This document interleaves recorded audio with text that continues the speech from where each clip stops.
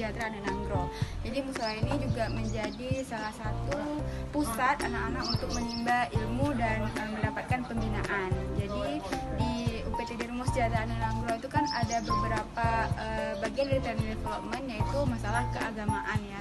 Jadi seperti ngaji kitab kuning atau mereka itu memperdalam ilmu tajwid, juga memperdalam ilmu tahsin. Jadi di sini pusatnya.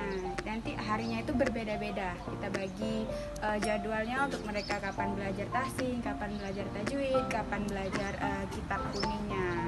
Seperti itu.